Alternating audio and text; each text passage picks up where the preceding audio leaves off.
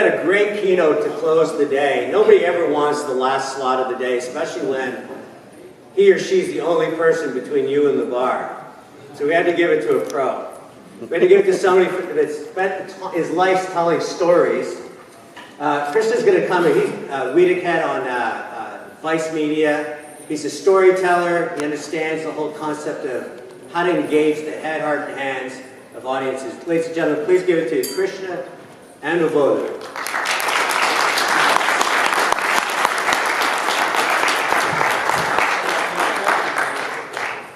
Hey everyone, so I only have 30 minutes, but thank you all for coming. Thank you to O'Cannabis for having me. I've never been in Vancouver before. I'm super pumped to be here. And furthermore, I know this has been said a lot in panels, but like, I can't believe that I'm in an entire country where pot is legal. Like, it's actually kind of phenomenal. So I landed here last night and, you know, I thought to myself, shit, this is the future. Like, this is what it looks like. And years ago, when I sort of fell into cannabis journalism in some ways, like, I didn't think this was possible, frankly. So I'm really excited to be here. I'm really thankful all you guys are here. And what I want to talk to you about today is storytelling and the power of stories and why stories, specifically in cannabis legalization, have had such an outsized amount of importance in changing people's ideas of what the plant can do, in opening up the possibilities of how it can help a lot of people, and in changing the minds of the general population. So to start that off, I'll tell a personal story. And it's a story that I don't tell very often, but it's about the first time that I smoked pot. I was 17 years old. It was the year 2000, and it was April 20th. And so after school, a bunch of kids got together, went to someone's house, and smoked some pot. And I was a little bit of a square back then. I was kind of like a punk/theater nerd, which is something that's only possible in like a private school in New Jersey. But it was cool. You know, I went to this person's house. They had this little like South Park bowl, and it was the guy who had the weed was apportioning it out in this like minuscule amount kind of per time around the cipher. And I didn't get stoned. I loved the social experience of sort of finally being with people and saying, hey, we're kind of being badass, we're doing our thing. But I didn't get stoned, and it wasn't until like a summer later that I like first felt like how fun and the sort of wondrous, psychoactive, fun experience of smoking pot was all about. So I tell that story maybe I didn't tell it very well, but I tell that story because it was the beginning of my mind changing. Because I kind of thought pot was like alcohol at the time. I thought it was sort of something that people did when they didn't have anything else to do. When they were bored or sort of not motivated to be like in the theater or in a punk band or like a political activist or all these things that I kind of really valued at the time. So I was a member of like Amnesty International, like Animal Rights Club, like a Gay Straight Alliance. Like these passion points really drove me. And my thought was that marijuana was the antithesis to that. And what I found in speaking with people even then, and when I got to college, and sort of understanding how the way that we talk to each other, and when we're in situations where, as young people, we can kind of communicate, like that's when these abstract ideas of social justice can become concrete in action. And strangely enough, kind of marijuana was my way in. It was my gateway drug to understanding that you can get things moving in people's mind by talking to other people. So fast forward to, maybe like 15 years later? No, 7 years later, and I'm an editor at Vice magazine, vice.com. I'm the weekend editor, is my specific job, so like I have to kind of manage the whole website and commission columns and stories that get people coming back. Like if you know sort of digital media, on the weekends, people just go away because they're not at work. So Abdullah Saeed, a friend of mine, and a coworker was like, hey, I've got an idea for like a story about this weird thing that happened where someone stole all this pot from you, or all this big bag of weed went missing. So I want to do a story called Who Took My Big Bag of Weed? And it was funny. And we put it on the internet, and it became a column that we called Wiedecat. we started sort of dabbling in online video, and it worked. People liked it. Like, we found that even though marijuana is something that a lot of people enjoy, and there's a huge community around it, there wasn't a lot of media, period. That's changed, clearly. But at the time, 2012, I think, like, there wasn't a lot of specific storytelling about cannabis, the people who use it, how it affects their lives. I was taking them seriously. And slowly but surely, you know, I learned that this wasn't just sort of like a Cheech and Chong, let's have fun topic. This was a topic that could kind of interface, could dovetail with so many of the larger narratives, the larger struggles of finding sort of autonomy of your body, of civil rights, of civil liberties. And so I did, the one story that stands out is I went to Uruguay, which was actually the first entire nation to legalize cannabis. And I interviewed the president of the country because we scored the interview, it was super great, and I brought a little joint. And at the end of the interview, after he told me about like the years he spent as like a guerrilla fighter, fighting against you know, a dictatorship there, he was in prison for many years, he had this passion about how global consumerism is not the way forward for how, you know, as a society and a world we can organize ourselves. So after like this awesome heady conversation, I was like, hey Pepe, his name's Jose Mujica, he's amazing. I was like, hey Pepe, do you mind if I smoke a J? And he was like, yeah. I mean, I think he said, por favor, like this big sort of booming voice. And it was great. I told my parents were super pumped that like I'd scored this interview with the president. As a young journalist, this was a big get for me. But what I didn't tell them was that I smoked pot on camera.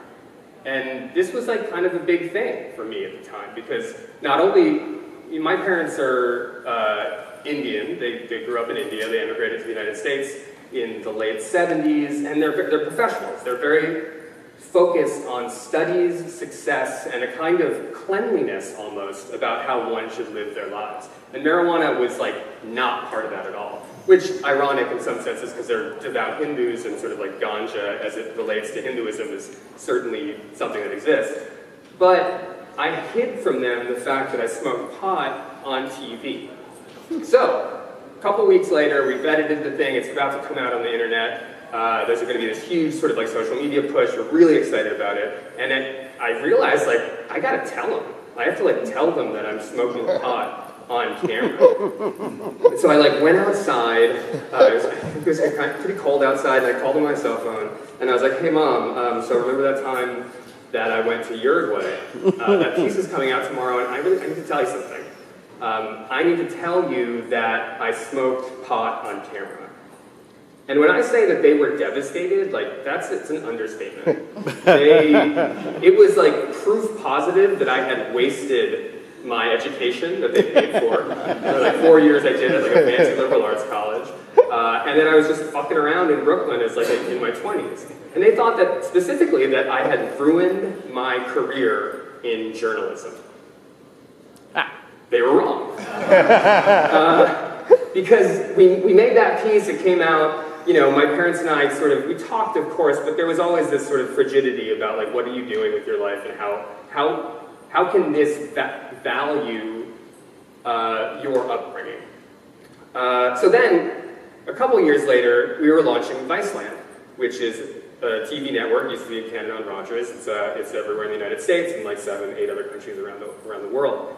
And Spike Jones, who was the director and filmmaker, was kind of the creative director of our effort in putting this channel together. So we were coming up with new shows, we were coming up with new talent, new ideas, like how do we accurately represent points of view of young people as they come up in this world and kind of curiously try to understand how it works. And so I pitched Weedakit. I was like, listen, I think, first of all, it's an underrepresented space. It's a white space in the media. And secondly, like, I think there's some real stories here. I think we're not just talking about fun, we're talking about social issues, we're talking about medical science, we're talking about social justice. And he wasn't sold on it until I told him about having to call my parents after I smoked pot on camera for the first time. And what he pointed out, what I didn't realize, is that Weedakit in itself is about my conversation with my parents. me coming out to them effectively saying like, hey, listen, I smoke weed. Like, I still think I'm a smart person. I still think I'm someone who's trying to do something in this world, but it is a part of my life. And so that was it. He heard that story and said, yeah, let's make this show. And let's make the first scene of this show you calling your mom while you're super stoned, telling her that you got a show on TV now. So we did it, and then, I mean, I don't think it's in this clip, but what happened next was incredible. It was, 3 years on the road, meeting so many different people whose stories about what cannabis did to their lives kind of shook me to my core. And we did this thing where we weren't there to sort of like make an expose about like, oh, look at how these people are living their lives. And me as a reporter being kind of like a distant anthropologist saying like, what a strange phenomenon. Instead, it was about me, being with them, trying to understand their internal logic as it relates to the logic that we've been fed for so many years, and as it relates to the laws that surround the plant. And so that point of view switch from let's look at it from the outside to let's look at it from the inside made all the difference. So I'll play just like a quick sort of like sizzle reel about Weed and Kick, because I think it's still something that I love. So I think you have to hit the play button or something. Joining me is the host of Vice's Weed and Kick, Krishna Andavolu. Krishna Andavolu. Krishna, pleasure to have you on the show. I think people are looking for an ability to take control of their own health and their own lives, and marijuana is an empowering avenue.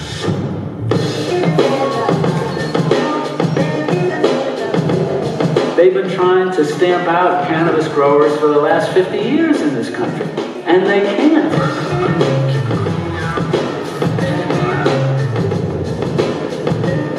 If you're affected by the drug, then you shouldn't be behind the wheel. Is the war on drugs racist? You are far more likely to be imprisoned if you are black. This man's in jail until 2024. For two charges. We need to change the goddamn law. I can tell that you've been influenced by some people's very strong opinions. Well, in a sense, I'm trying to bring their complaints to you. I don't want to sit here and take pills 3 times a day and feel like a zombie.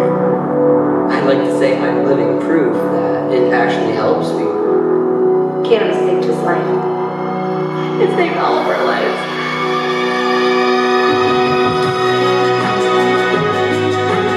These are real people coming out and demonstrating the reality they believe in. For a while, it seemed like weed's legality was simply a matter of time. But now it's clear that the fight goes on. We're taking something non-lethal to beat pharmaceutical addictions and doing it. I'm proud to be here with all of you today on the right side of history.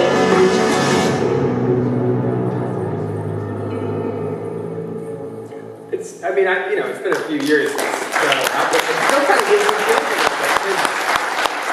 This is a little show. It wasn't supposed to be like a hit. It was supposed to be kind of like, oh yeah, we should have a weed show. But what it did is, because we took people at their word, because as the English gentleman said, we documented and chronicled people expressing the reality that they live and that they believe in.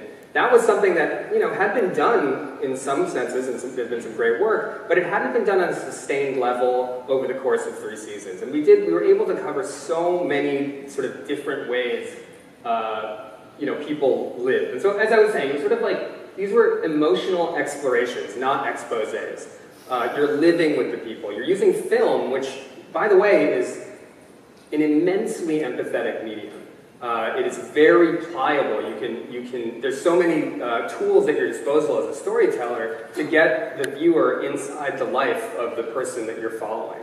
And another thing that we did was we made sure to try to kind of follow the people through their journeys. So not only are we kind of like presenting, as a news story might, these are the issues, these are, this is what's weird about it, or this is what's crazy about it, but we wanted to see how it paid off. And I think the paying off, as far as when you inhabit someone's skin and then see them go through something and you do that together, it's really hard not to kind of inhabit that consciousness. And to me, that's kind of something that I find really key about my own like personal psychoactive experience with marijuana, is that I'm able in some ways to be more generally and universally empathetic. I can see the world through other people's eyes. So instead of, this is a weed series that everyone thought would be sort of like ha ha ha, and all of a sudden the topics, the journeys these people are on are protecting their families, are helping their fellow veterans, a story we did about PTSD, landing a job, which I thought was a really interesting story we did in season 3 about the big boom in Denver as the economy is taking off there because of marijuana, but also because of tech and defense and all these other industries, and how that is exacerbating some of the inequities that already existed there. Saving the Family Farm, sort of about small farmers in the the Emerald Triangle who, faced with legalization, which is bar none great news, have to adjust to a different foundation, where their way of life, an outlaw way of life, a countercultural way of life, is now intersecting with mainstream capitalistic culture. And so these are, to me, the story of pot over the last 5 years, which has been immensely quick and like wonderfully good news, has been the story of people articulating their own reality, understanding how the world is receiving that reality, and then having to create a new reality from what the ground that's changing under their feet. And so all of these people are people we spend only a few days with, only like a couple weeks maybe, but we see them do things their stakes are life and death in some ways. So we did a story in season 2 about the NFL, football, concussions, CTE, and how potentially marijuana might be an effective treatment or prophylactic for some kind of brain damage. So Eugene Monroe, who's in the bottom corner right there, he played on the Baltimore Ravens, and he was he's an offensive lineman, and he's the kind of guy, this is a mountain of a man. He's like 6'8", 300 pounds, but he's the gentlest dude you'll ever meet. He's right there with his newborn. We saw him as a really intelligent guy who sort of came up as like the youngest of many children, like didn't have a lot of money, have to come to the conclusion that, listen, he's not going to play football anymore because he's afraid of what it's going to do to his brain. And so instead of just saying that, we went with him to meet a former adversary of his, this guy Brian Schaefering, who used to play for the Buffalo Bills. And we sat around. Brian is sort of experiencing the classic like early symptoms of CTE, and it's really destroying his family. But we sat around and we were able to talk like sort of, they were having that shop talk where like two people who are at the highest of their industries are kind of recounting their war stories. There was even a game where they played against each other, and they both suffered concussions that they didn't report. And it's in moments like that where you feel like you're doing something real. And it's a TV show and you're making it, but the reality of what these people are going through is a reality that you can't help but saying like, hey, what if I were in that position? And so I just feel like really blessed, frankly, to be able to tell these stories and to have so many people respond to them, because this is something, what marijuana means to people is something that we have to really keep in mind as we sort of move past the prohibition mindset into a mindset of full legalization. Because it's pretty, as business owners, as I'm sure many of you are, the day-to-day grind of just keeping shit together can be a lot. And so the inspiration that I'm sure all of you guys have for being in this industry in the first place must come from somewhere that's more than just the bottom line. That's more than just sort of the transactional, how you're going to sort of capitalize on this green rush. And that's what I find so intriguing about this period, is that we're taking these individual stories and we're making businesses out of them.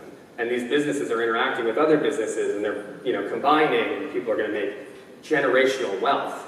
And that's why the stories that sort of animate you and animate your business, they can't get lost. Because if they do, then marijuana becomes a commodity.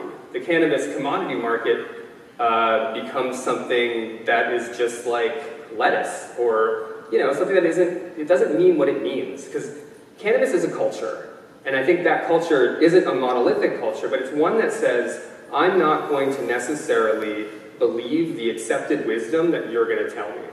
Because I think for myself, like I'm the boss of my own brain. I think someone said that a lot. Oh yeah, this Danish guy used to say that a lot. Or I'm sorry, he was Dutch. It was really fun. It was another mountain of a man. But you're the boss of your own brain. Like you are the one in charge of your agency as a human being.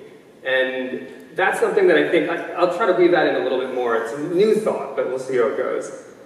So that's sort of the big overview. The thing I want to sort of impart the most is like the stories that we tell today will create the reality that we live in tomorrow.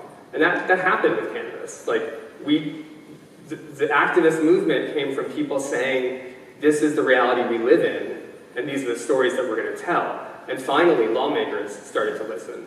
Finally, the general public started to listen. And then all of a sudden, I'm in Canada, an industrialized nation, part of the G8, that's saying, hey, you know what, let's make fucking weed legal because it just makes sense. So the question is, what are the stories that we're going to tell today?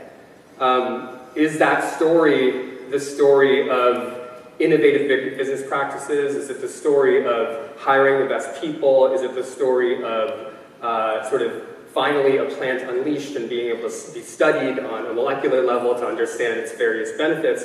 Yeah, it is that story, but I would contend the story is something even deeper, which is what cannabis as an industry gives us the opportunity to do is include the voices that oftentimes haven't been included in our conception of what it even means to be a human. Diversity and inclusion, in my mind, is sort of like the future of this story, because cannabis was around forever. It has impacted people's lives forever, but it was always left out of the real story, so like the narrative of what we tell ourselves.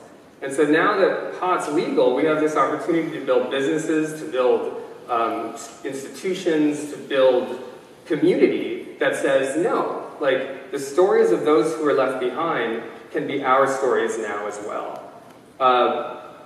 And so this is a good example.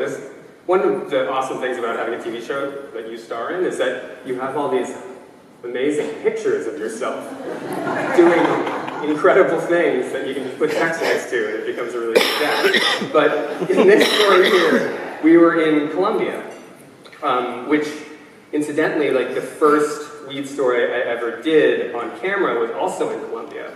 And we went there in 2012 when, the peace treaty there had yet to be signed. So the guerrilla war between the FARC, a Marxist guerrilla insurgency, and the government of Colombia, the army of Colombia, was still raging. We went to a region called Cauca, which is this beautiful mountainous region that's so lush and so green, and happens to be one of the most perfect places on the planet to grow pot, because it's on the equator, so it's summer forever. It's at altitude. The soil is incredibly rich.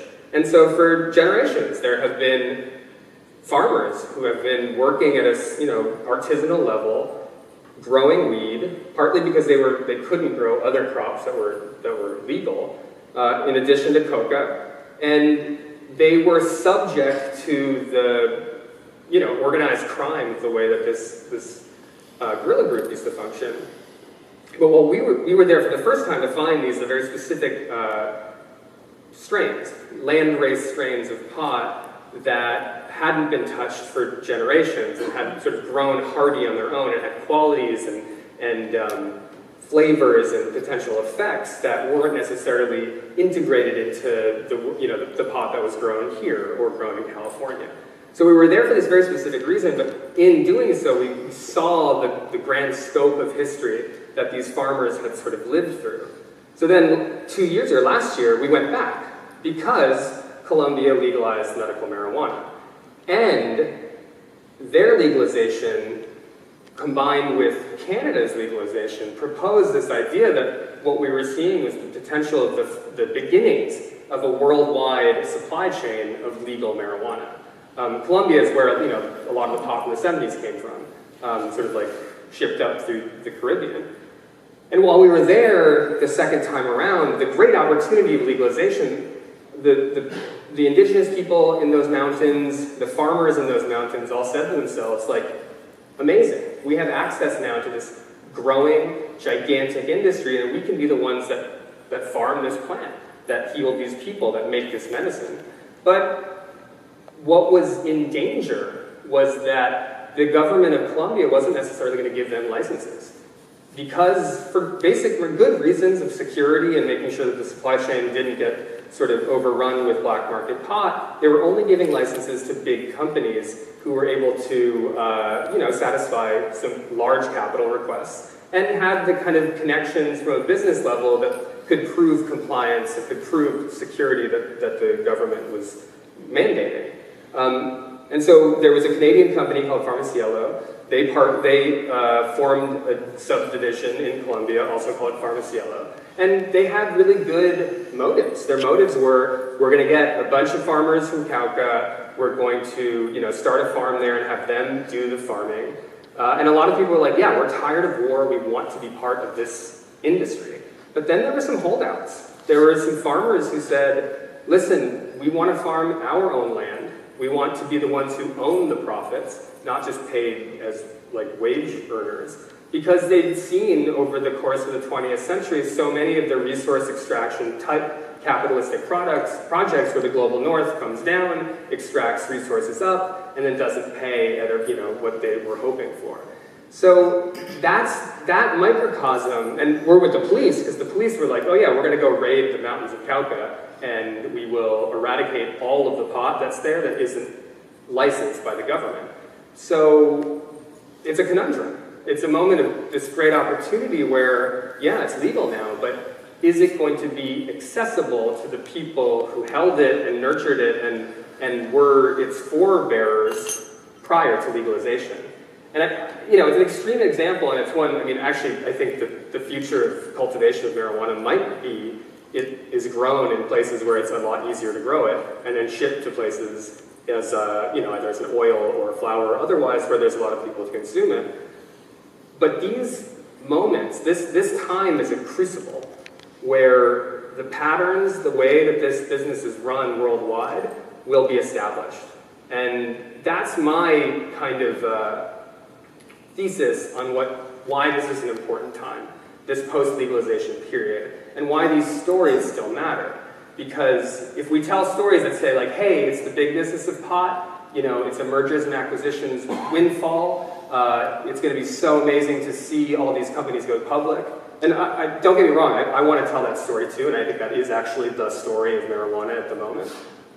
But if we forget this idea that diversity and inclusion, and including those people whose voices were otherwise shut out, is still part of the project of establishing legal marijuana, we'll be doing a disservice to what this industry is based on. And so, another good example of this is, I don't know if it's a good example, and you guys can tell me in some senses, but in Oakland, the city council passed a resolution that gave equity licenses to those people who live in police districts that were either over-policed during the war on drugs, or, which is to say, after Prop 215 passed, and they were selling pot, but then they got convicted of a felony, or if you had been convicted of a felony post 215. So it's an idea that the pie can be made larger through government intervention. So instead of letting the free market kind of just determine who the winners and losers are, there can be an intervention to say like, hey, let's make the commitment to make sure that some of the people who were fucked over in the past might be able to get involved now. Because this is the foundational moment where generational wealth is going to be made. And that's the opportunity. That's to me is like, when you look at the arc of marijuana's ascent from kind of like was deemed unworthy or unclean or like not productive, as my parents would have said, to this amazing moment where all of these talented people from around the world are sort of beginning to help. If we forget those foundational ideas of inclusion and diversity, it means that the next 10, 20, 30, 40 years of marijuana in this world might not look like the culture that it's supposed to represent. I think I've said that like 4 or 5 times now, but every time I say it, I'm trying to say it different. But it kind of comes to that same idea that it's our job now to make sure the future looks like the way we want it to be. Because that opportunity doesn't really exist that much. And like another, in season 1 we did a story about women and how women in the marijuana industry are organizing themselves. They're trying to make the networks of funding and of hiring and job placement, because they the people I talk to realize that there's never been a time in my lifetime, certainly, but in many people's lifetime, where an industry has grown from basically the ground up when women and minorities weren't considered second-class citizens. So this is the first time that we've built a new industry upon even the prospect that all people might be equal. But that's not job done. That's just the stage that we get to walk on. And so in interactions like this, when we get together as a community and as a culture, I'm always really heartened to see these ideas continually coming up, that we have to push and press for diversity and inclusion. Because if we don't, it just won't happen. And the reason for that is just the systemic nature of capital and how it can just flatten everything. And I would even further argue that we're in this sort of guarded wall, especially in the United States, where since it's still federally illegal, big money can't quite come in to just swoop it into Nabisco or Kraft or whomever. So the businesses that you guys are creating now will be the businesses that become, that will shape the way this industry works. And so keeping that in mind in everything that you do, even the transactional nature of the business, which is like you have to keep up with all the shit you guys have to keep up with, which is like why I'm not in business. I think like that's why I'm in storytelling, because I don't have to keep up with that shit. But yeah, my message is that the arc of history is long and fraught and difficult, and it's easy to get lost in the battles of today. But making sure that it's your job and my job to tell the stories, to convince people to keep bending that arc of history down towards justice, or up towards justice, I suppose. But that justice isn't just a word, it isn't just a box to check off, it is the foundation of what we're all doing and why we're here today. So that's it. I guess I'm done, right? And I'm really happy because my parents are now like, oh, like at cocktail parties and stuff, they're like, oh yeah, well he's in the cannabis industry now. They're like, oh yes, he's on television. It's like I proved them wrong, and I think we're all proving everyone wrong. And I hope we prove the naysayers who say like, listen, this is just going to become a commodity plant like anything else in the next 15 years. Let's prove those guys wrong too. Thank you.